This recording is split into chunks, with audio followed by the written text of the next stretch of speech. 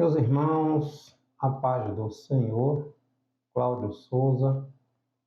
No vídeo de hoje, trazendo o nosso resumo sobre a nossa segunda lição da nossa revista de jovem, desse terceiro trimestre de 2023, falando sobre as cartas pastorais, as cartas escritas pelo apóstolo Paulo a Timóteo e a Tito. E hoje, nesta nossa segunda lição, vai falar sobre o problema dos falsos mestres.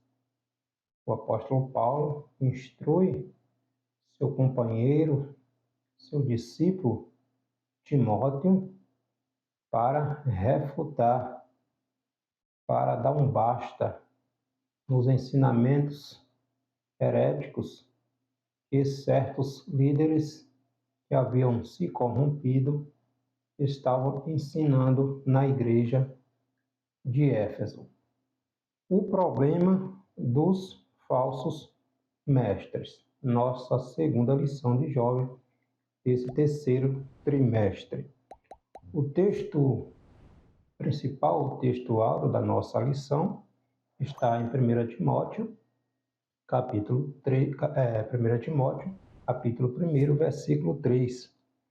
Como te roguei quando parti para Macedônia, que ficasses em Éfeso, para advertires alguns que não ensinem outra doutrina. O resumo desta nossa lição: nossas doutrinas estão fundamentadas na Bíblia Sagrada, nossa única regra infalível de fé e prática. Como identificar um falso ensino?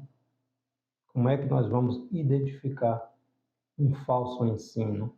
Obviamente, conhecendo o verdadeiro ensino, que é a palavra de Deus. Se conhecemos a palavra de Deus, logo aquilo que é contrário ao que a palavra de Deus diz, se torna uma heresia.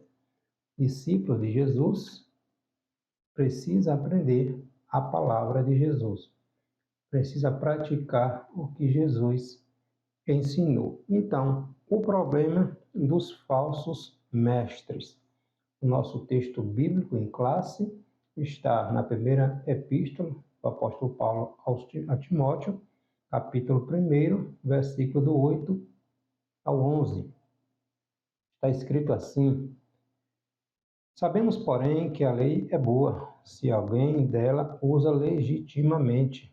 Sabendo isto, que a lei não é feita para o justo, mas para os injustos e obstinados, para os ímpios e pecadores, para os profanos e religiosos, para os parricidas e matricidas, para os homicidas, para os fornicadores, para os sodomitas, para os roubadores de homens, para os mentirosos, para os perjuros e para o que for contrário à sã doutrina, conforme o evangelho da glória do Deus bem-aventurado que me foi confiado. Então, os objetivos desta nossa lição: saber por que é preciso cuidar da sã doutrina, explicar qual a missão de Timóteo em Éfeso e apresentar a necessidade de se considerar o ensino bíblico, né?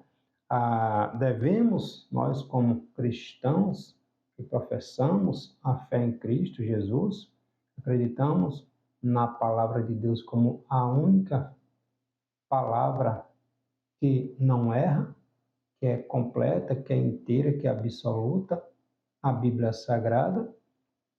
Não devemos conhecer a Bíblia, precisamos estudar a Bíblia. O apóstolo Paulo vai dizer a Timóteo, 2 Timóteo, capítulo 2, versículo 15, procura te apresentar a Deus como um obreiro aprovado, como um discípulo aprovado, como um cristão aprovado, que não tem do que se envergonhar, que maneja bem a palavra da verdade.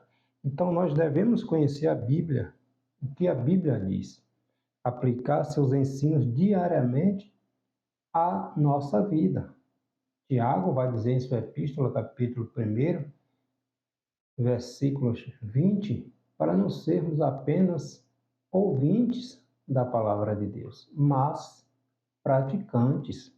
Então devemos conhecer a Bíblia, aplicar seus ensinamentos diariamente à nossa vida, ensiná-lo às outras pessoas, conhecer, colocar em prática nas nossas vidas e passar adiante o ensino da palavra de Deus, combatendo os falsos mestres. O problema que estava acontecendo ali na igreja de Éfeso. E Paulo designa Timóteo para ensinar a sã doutrina naquela igreja ali em Éfeso, a principal cidade ali da Ásia Menor, hoje a atual Turquia. A história da igreja sempre foi marcada pela investida de falsos mestres que buscam deturpar a mensagem do Evangelho e ameaçar o progresso espiritual dos cristãos. Desde os primeiros séculos, muitas heresias surgiram para tentar levar os cristãos a seguir heresias.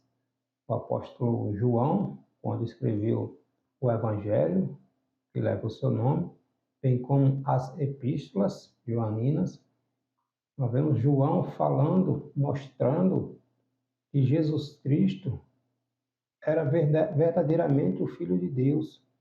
João pregando que Jesus era o Verbo que se fez carne, mostrando a deidade, a divindade de Cristo, justamente para refutar aqueles ensinamentos heréticos que surgiam tentando atrair a atenção dos cristãos.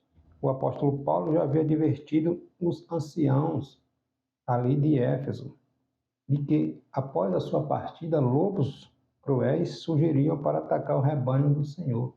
Está lá em Atos dos Apóstolos, capítulo 20, versículo 19. Quando ele visita a cidade, novamente, após sua prisão ali em Roma, 7 anos depois, Paulo vai constatar que aquilo que ele havia temido tinha acontecido, né? Falsos ensinos, falsos mestres infiltrados dentro da igreja, disseminando um ensinamento contrário ao que a palavra de Deus anuncia, né? Nosso primeiro tópico desta lição, cuidando da sã doutrina, ou cuidando da doutrina. E o que é doutrina? Doutrina é um conjunto de preceitos fundamentais que compõem, seja um sistema religioso, filosófico, político, social ou econômico. No campo das religiões, a doutrina do cristianismo é aquilo que está na palavra de Deus, a Bíblia Sagrada, a nosso único manual de regra, de fé e de prática, né? A sã doutrina, a palavra de Deus que não erra, que não é relativa, que não se contradiz, que não falha, é completa.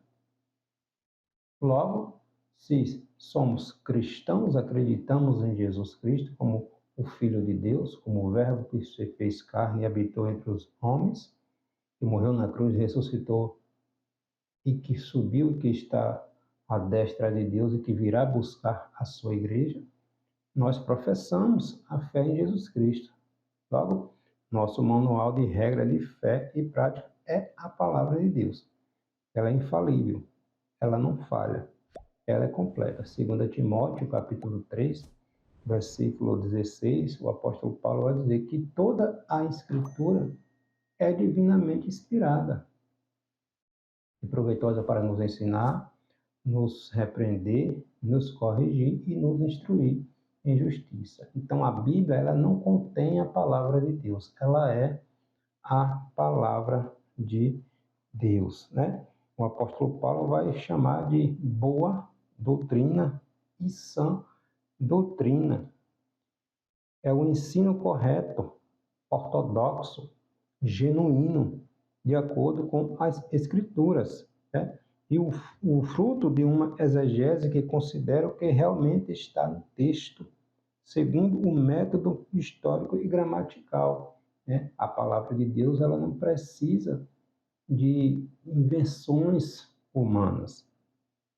O apóstolo Pedro vai dizer lá na sua epístola, segunda epístola, capítulo 1, versículo 20 ao 21, ele vai dizer que nenhuma profecia da Escritura é de particular interpretação, porque a profecia nunca foi produzida por vontade de homem nenhum, mas os homens santos de Deus falaram inspirados pelo Espírito Santo. Então, nenhuma profecia é de particular interpretação.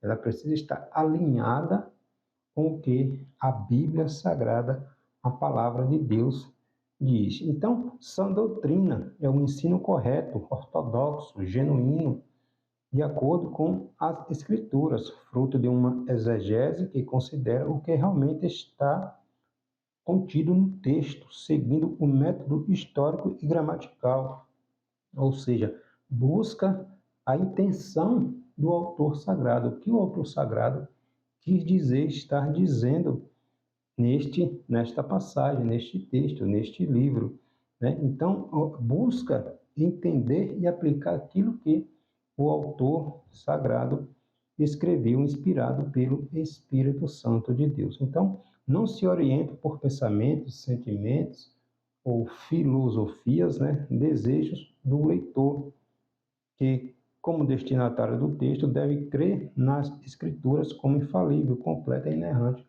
palavra de Deus.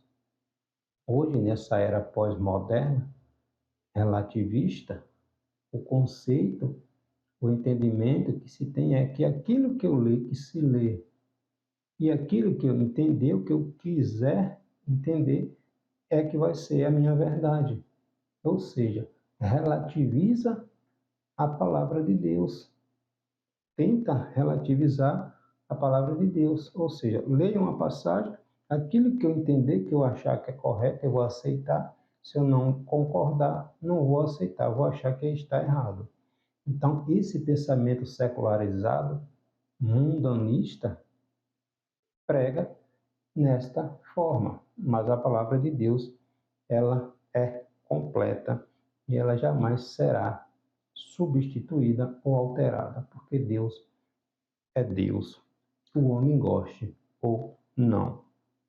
Nós, pentecostais, valorizamos a experiência espiritual, porque ela nos auxilia na compreensão do que está registrado nas Sagradas Escrituras, à medida que experimentamos o mesmo que viveram os personagens do texto sagrado, como o exemplo lá em Atos dos Apóstolos, na ocasião ali do derramamento do Espírito Santo e do revestimento de poder, como está em Atos, capítulo 1, versículo 8, onde Jesus vai dizer ali que, através ali do autor Lucas, que os discípulos receberiam poder, a virtude do Espírito Santo, para ser testemunhas onde forem, onde estiverem, serem testemunha de Cristo, do Evangelho de Cristo. Nós acreditamos, como pentecostais, acreditamos na palavra de Deus, porque ela é completa, ela é inteira, ela é absoluta. Então, não interpretamos a Bíblia segundo as nossas próprias experiências, como esse ensino secularizado de hoje, mas a submetemos ao escrutínio das Escrituras, a palavra de Deus, validando ou não conforme a autoridade do que a palavra de Deus diz, fala. Em Jesus falando no Evangelho de João, capítulo 10, versículo 35, Jesus vai dizer que a Escritura, a palavra, não pode ser alterada, bem como Paulo falando a Timóteo, novamente, 2 Timóteo, capítulo 3, versículo 16, que toda a Escritura é divinamente inspirada. né?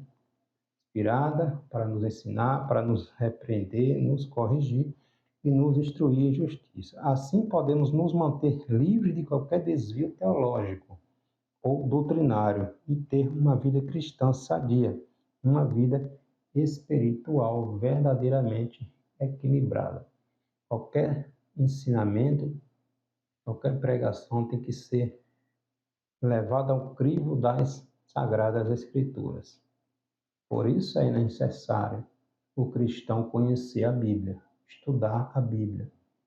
É inadmissível sermos cristãos, professarmos a nossa fé em Jesus e não estudarmos o que Jesus diz, o que Jesus ensinou. Não saber o que Jesus ensinou está errado. Então precisamos estudar a palavra de Deus.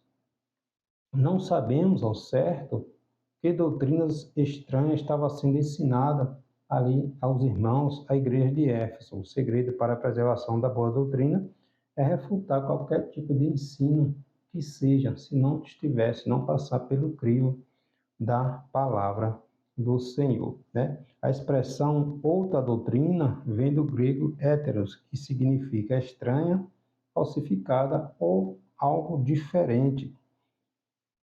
Então, mais importante do que estudar todo o universo de doutrinas estranhas é conhecer com profundidade a correta doutrina, a palavra de Deus, que nos permitirá, por consequência, identificar com certeza, com clareza, qualquer outro ensino contrário.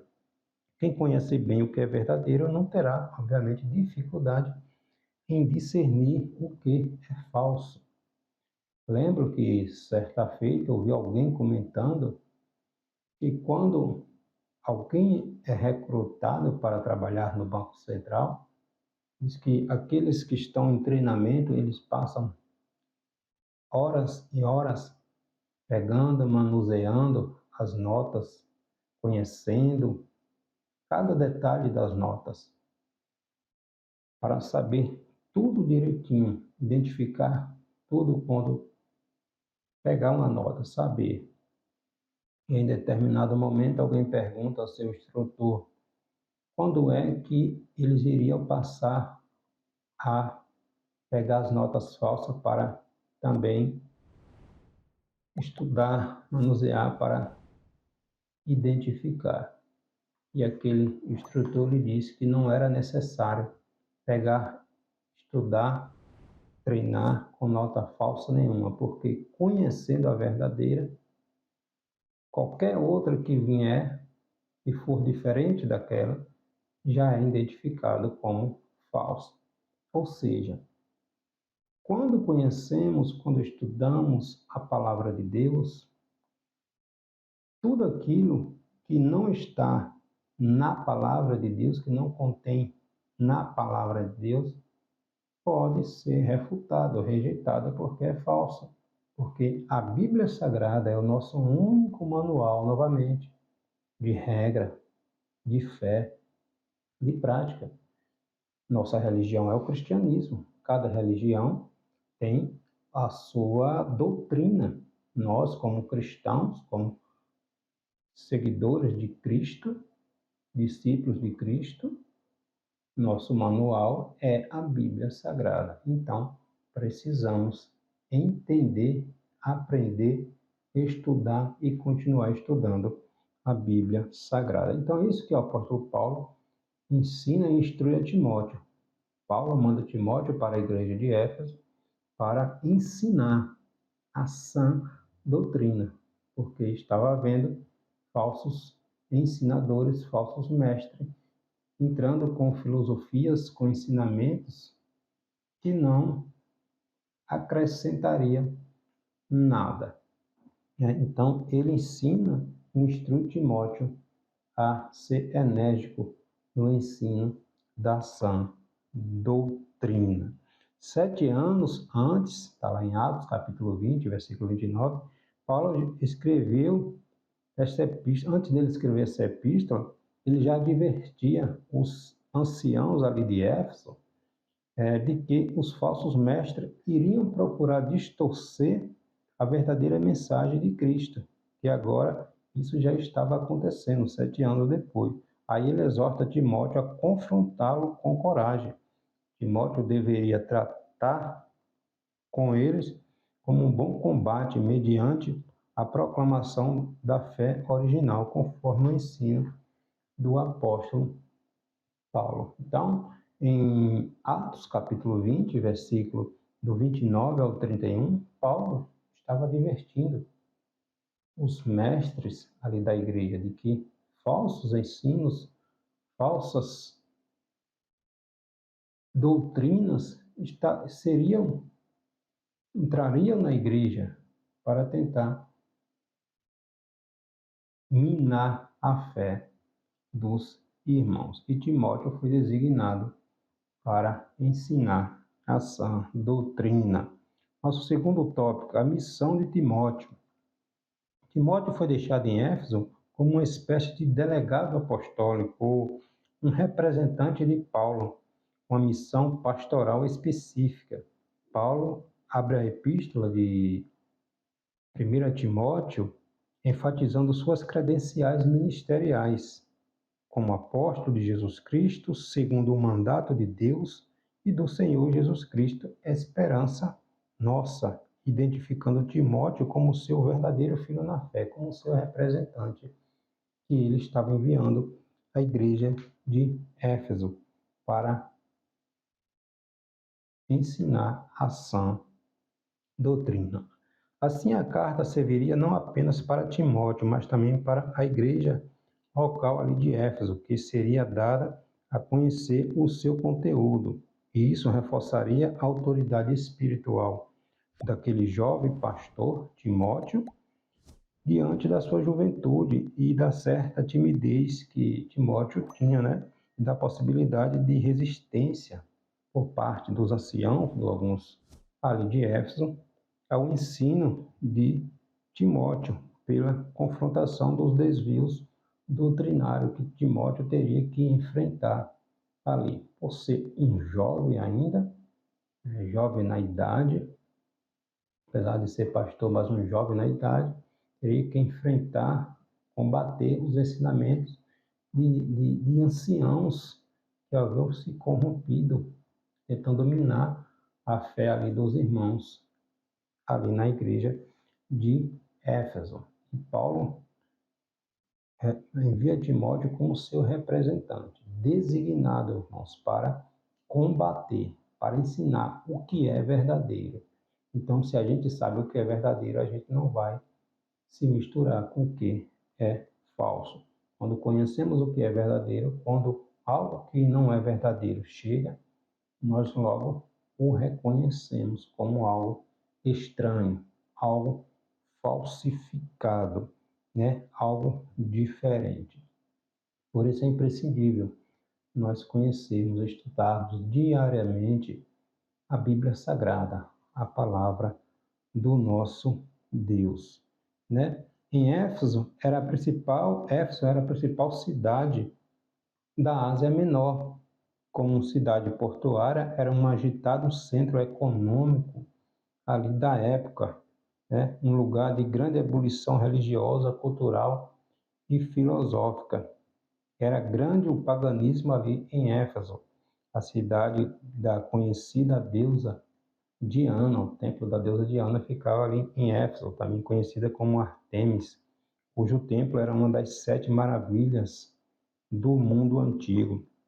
E o culto à deusa Diana dava muito lucro para os seus seguidores. Nós vemos um atrito ali, onde aqueles que faziam deuses, imagens da deusa Diana, está lá em Atos, capítulo 19, versículo 24 a 28, levantaram ali um motim contra o apóstolo Paulo, contra os ensinos de Paulo, dizendo que Paulo pregava contra a deusa Diana e que, se não tomasse uma providência, eles iriam à falência, porque eles viviam dos ídolos, das imagens que eles faziam da deusa Diana e de tantos deuses que existiam ali naquela cidade cosmopolita, aquela cidade pagã ali de Éfeso, né?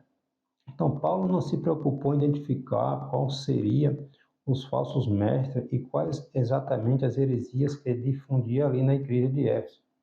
Obviamente, Timóteo tinha ciência do que estava acontecendo ali. A ideia é que Paulo envia Timóteo para ensinar a sã doutrina. Então, dois movimentos ocorriam ali em Éfeso para a infiltração das heresias ali na igreja.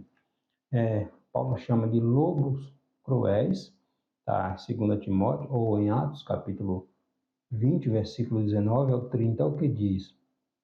Porque Paulo falando, porque eu sei que depois da minha partida, isso Paulo falando 7 anos antes de Paulo já prevendo isto, porque depois da minha partida de Éfeso, entrarão no meio de vós lobos cruéis, que não pouparão o rebanho, e que dentre vós mesmos se levantarão homens que falarão coisas perversas para atraírem os discípulos após si.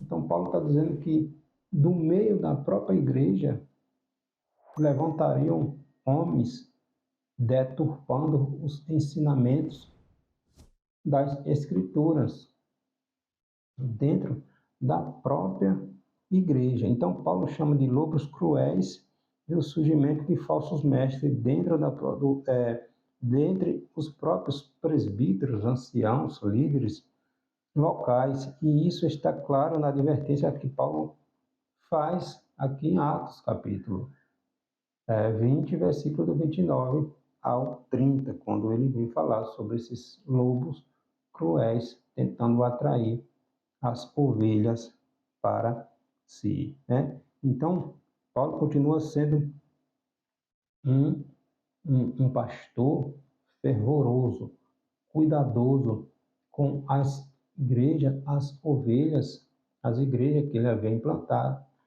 e cuidando para que não houvesse desvio da sã doutrina. Nós vemos isso na carta aos Gálatas, quando Paulo fica admirado com aqueles irmãos que estavam se desviando para outros ensinos heréticos. E Paulo escreve aos Gálatas estupefato, né, admirado, como os irmãos se deixam levar tão facilmente por filosofias vãs. Então, quando deixamos de conhecer o que a palavra de Deus diz, não estudamos, não meditamos diariamente, somos levados por ensinamentos errados que tentam distorcer a palavra de Deus, ensinamentos errados da palavra de Deus, né? Então, abre-se para a entrada de líderes cuja convicção de fé não seja suficientemente conhecida. Então, quando a igreja, os irmãos, não estudam a palavra de Deus, não frequentam a escola dominical, não tem interesse em aprender o que a palavra de Deus diz, qualquer vendaval, qualquer movimento estranho, essas pessoas se sentem atraídas. E tudo aquilo que aprendeu perde o sentido. Por quê? Porque não está fundamentado na palavra de Deus. Vive de movimentos. O que sustenta um cristão é a palavra de Deus, não é movimentos. É a palavra de Deus. Paulo instrui Timóteo, 2 Timóteo, capítulo 2, versículo 15. Procura te apresentar a Deus como um discípulo, como um cristão, como um obreiro aprovado, que maneja, que conhece, que esmera, que se dedica em conhecer a palavra de Deus. Por isso Timóteo é enviado a Éfeso, porque Paulo havia instruído Timóteo. Timóteo tinha um interesse em aprender, estava aprendendo. E é enviado para ensinar aquilo que ele aprendeu do seu tutor, do seu mestre, o apóstolo Paulo. Então, em Éfeso, esses falsos mestres estavam ensinando doutrinas estranhas, preocupados com fábulas ou mitos, genealogias judaicas intermináveis que produziam infrutíferas discussões, né? Causava divisão, agia em busca de popularidade e era ganancioso, buscando seus próprios interesses. Esses líderes estavam ensinando falsas doutrinas. Então, na pretensão de serem doutores da lei, eles estabeleciam confusão e mistura entre elementos judaicos e cristãos, né? O ascetismo, com a proibição do casamento, abstinência de alimentos, etc., estava sendo ensinado aos irmãos ali da igreja de Éfeso. E Timóteo é designado para ensinar a verdadeira palavra de Deus. Então, Timóteo é exortado a conservar a fé e a boa consciência para que aquilo que é fundamental e dedicar-se a uma vida de piedade e santificação, o qual inclui necessariamente um estudo devocional da palavra de Deus, vigilância e oração constante. Precisamos estudar a palavra do nosso Deus. Discípulo fazendo discípulo, né? Discípulo fazendo discípulo. Aprendemos com Cristo e com seus apóstolos. Atos 2:42 está escrito que os irmãos permaneciam firmes, constantes na doutrina dos apóstolos, na palavra, né? Nas orações, na comunhão e no partir do pão. Não tem como fugir disto. Não tem como fugir disto. Tem que aprender a Bíblia. Novamente, é inadmissível, gente, nos declararmos cristãos e não estudamos a palavra de Deus. Não lemos a palavra de Deus. Temos preguiça em ler, em aprender, em estudar a palavra de Deus, né? Então, Paulo instrui, ensina Timóteo a ensinar a sã doutrina, né? Então, isso sempre foi um grande desafio para todo cristão, principalmente agora, em tempos pós-modernos, de uma vida tão frenética e de tanta perversidade. Contudo, não podemos desfalecer, mas perseverar sempre, estudando, aprendendo e praticando, como diz Tiago, praticando, não sermos apenas ouvintes. Vamos para o culto, escutamos, cultuamos, mas quando chegamos em casa não sabemos mais o que o pastor pregou, o pregador, qual foi a passagem, o que ele diz, o que ele... Então, quando vem um vendaval, é levado para todos os lados, porque não está firmado na palavra de Deus. Procura te apresentar a Deus como um cristão aprovado, que maneja, que se esmera, que se dedica em aprender e em ensinar aquilo que aprendeu na palavra, da palavra de Deus. Amém? Deus te abençoe.